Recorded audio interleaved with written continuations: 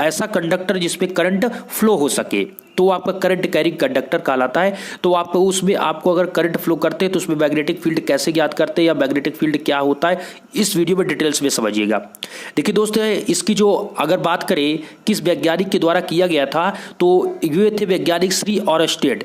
तो श्री वैज्ञानिक श्री ऑरस्टेड ने 1819 में एक करंट कैरिंग कंडक्टर के पास तथा समांतर में एक चुंबकीय सूचिका अर्थात जिसे कहते हैं मैग्नेटिक निडल रखी, तो सूचिका भी एक दिशा में घूम गई। अर्थात उन्होंने एक प्रयोग किया, एक प्रैक्टिकल कर रहे थे, तो उन्होंने देखा कि जब उन्होंने एक करंट कैरिंग कंडक्टर मतलब एक ऐसा कंडक्टर उन्होंने लिया जिसमें आप करंट फ्लो करा सकते हैं, अर्थात एक कॉपर का वायर लिया या एल्यूमिनियम का वायर लिया, कोई ऐसा वायर लिया जिसमें करंट फ्लो हो सकती है। ओके, उन्होंने जब एक कंडक्टर लिया और उसके समांतर उसी के पास एक समांतर में चुंबकीय सूचिका मैग्नेटिक निडल, ये इसका कार्य क्या होता है दोस्त, मैग्नेटिक निडल जो होता है मतलब अगर आपके उसके पास क्षेत्र में अगर कोई मैग्नेटिक फील्ड है तो वो तुरंत निडल उसमें आपका डिफ्लेक्शन होने लगेगा, विक्षेप आने लगेगा, वो बताने लगेगा कि आपका यहां पर मैग्नेटिक फील्ड कोई ना कोई है। ओके, तो इसलिए उसी के समांतर यहां पर मैग्नेटिक फील्ड रखा गया उस कंडक्टर के, तो सूचिका एक डायरेक्शन में जो आपका निडल है एक डायरेक्शन में घूम जाती है।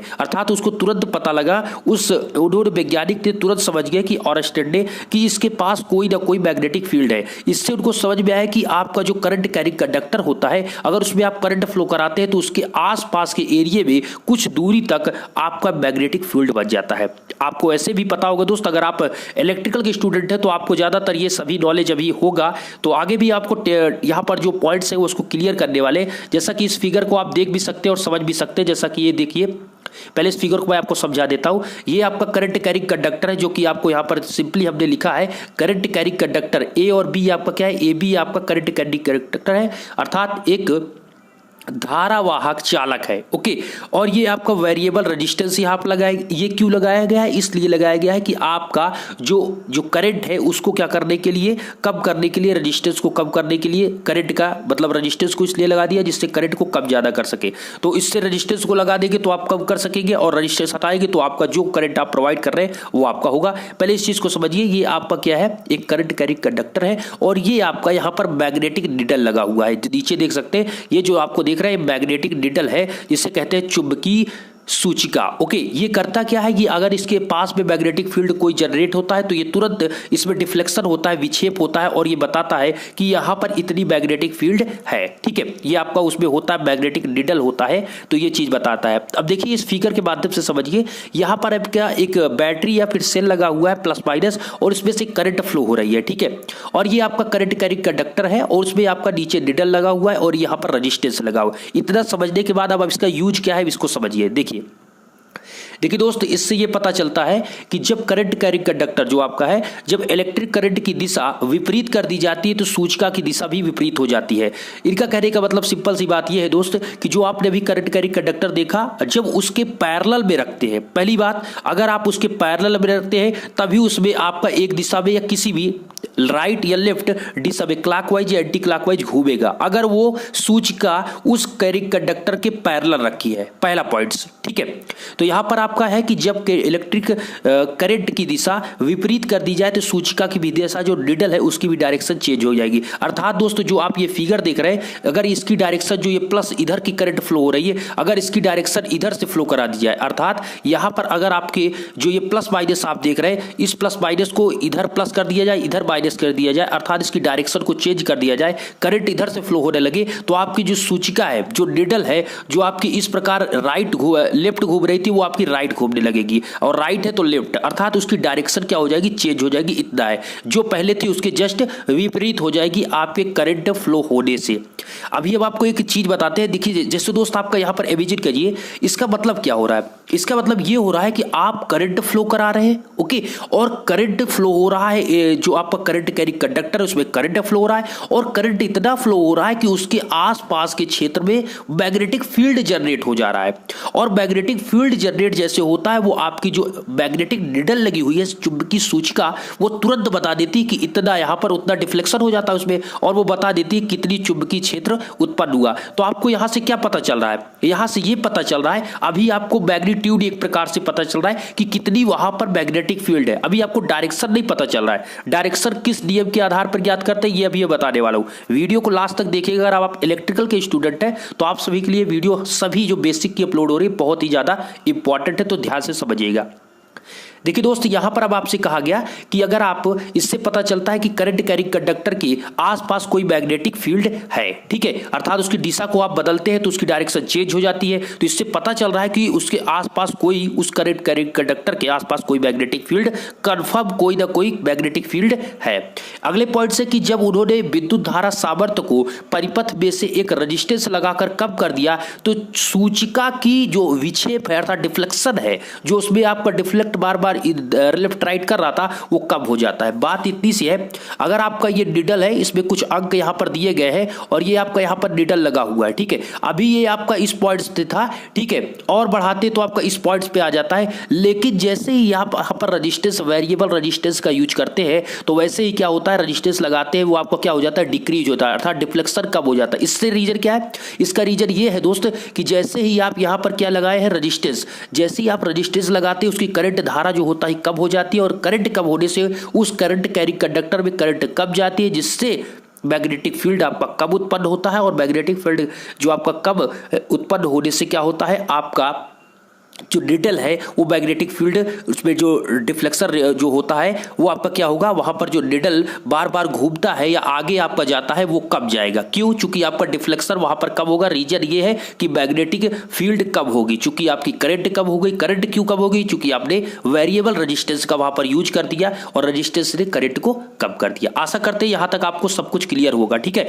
नेक्स्ट पॉइंट दोस्त, अभी आपने क्या किया था, आपने उसके पैरेलल में लगाया था जो सूचिका थी, वो करंट कंडक्टर जो है उस कंडक्टर के पैरेलल में सूचिका का यूज किया गया था। अब नेक्स्ट है कि जब उन्होंने चालक को सूचिका के ऊपर समकोण बनाते हुए रख दिया तो सूचिका में कोई भी डिफ्लेक्शन, कोई भी विक्षेप नहीं होता है। अब देखिए हमने क्या किया, पहले फिगर में इसके पैरेलल रखा गया, जो आपका कंडक्टर था उसके पैरेलल यहां पर रखा गया, ठीक है। और नेक्स्ट यहां पर फिगर में आप देखेंगे इसके 90 डिग्री पर रख दिया गया।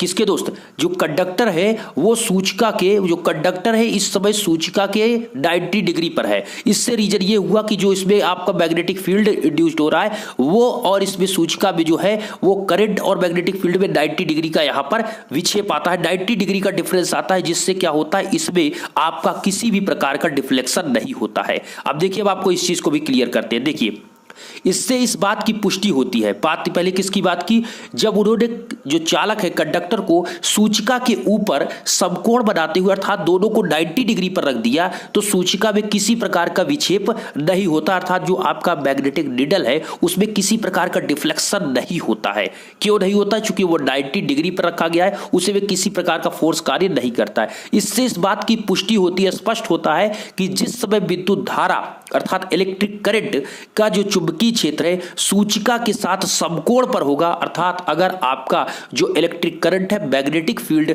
जो सूचिका, मैग्नेटिक फील्ड सूचिका के साथ जो जिस समय विद्युत धारा का जो मैग्नेटिक फील्ड है, अर्थात अगर मैग्नेटिक फील्ड उस निडल के साथ 90 डिग्री पे है, 90 डिग्री पे है, तो आपका उस समय सूचिका निडल, मैग्नेटिक निडल में किसी भी प्रकार का वहां पर विक्षेप नहीं होगा। ओके, अब इसको आप देख सकते हैं, यहां पर आपका इस फिगर में आपका किसी भी प्रकार का विक्षेप नहीं उत्पन्न होगा। रीजन है कि वो कंडक्टर के 90 डिग्री पर रखा गया। अगर पैरेलल होगे तब आपका क्या होगा, वहां पर उसमें विक्षेप होगा। और दूसरी बात, आप इसकी डायरेक्शन को बदलेंगे तो निडल के लेफ्ट या राइट की डायरेक्शन चेंज होगी, अर्थात वो लेफ्ट की ओर घूमेगा या राइट की ओर, ये डिपेंड करेगा आपकी करंट की डायरेक्शन पे। अगर आप करंट इधर से देख रहे हैं तो आपका दूसरी तरफ होगा, और इधर से देंगे तो जस्ट उसके विपरीत डायरेक्शन में आपकी करंट की डायरेक्शन के हिसाब से आपका वहां पर निडल की डायरेक्शन चेंज होती है।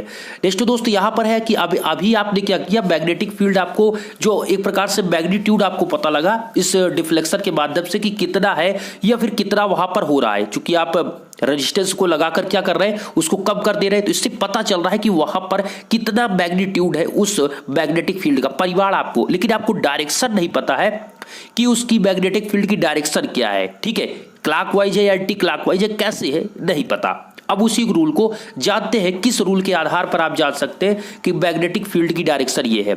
तो दोस्त विद्युत धारा वहन करने वाले चालक के चारों ओर चुंबकीय क्षेत्र की दिशा, अर्थात दोस्त अगर आपका एक करंट कैरेक्टर है, उसमें आपकी करंट फ्लो हो रही है, तो वो आपकी जो करंट फ्लो हो रही है उसमें जो मैग्नेटिक फील्ड है, करंट आपने फ्लो कराया, उससे आपकी मैग्नेटिक फील्ड इंड्यूस्ड होगी। अगर मैग्नेटिक फील्ड इंड्यूस्ड होती है, आपकी जो उत्पन्न होगी इंड्यूस्ड होगी, उसकी डायरेक्शन कैसी होगी, ये चीज आपको निकालना है। तो आपका एक रूल होता है कि जब किसी कंडक्टर में प्रवाहित धारा की दिशा और चालक के चारों ओर मैग्नेटिक फील्ड में आपको संबंध ज्ञात करना हो, तो आपका आता है लेफ्ट हैंड रूल। यहां पर लेफ्ट नहीं दोस्त, राइट हैंड रूल, सॉरी, दाएं हाथ का नियम। ये आप इसके आधार पे राइट हैंड रूल के आधार पर निकाल सकेंगे। अब ये क्या होता है, कहते हैं राइट हैंड रूल के हिसाब से कि यदि हम चालक को दाएं हाथ से इस प्रकार पकड़े, अर्थात हम अपने राइट हैंड को आगे बढ़ाएं और कंडक्टर को हम बीच से पकड़ लेते हैं, ठीक है, इमेजिन करिए हम पकड़ लिए हैं, ठीक है, और अंगूठा चालक की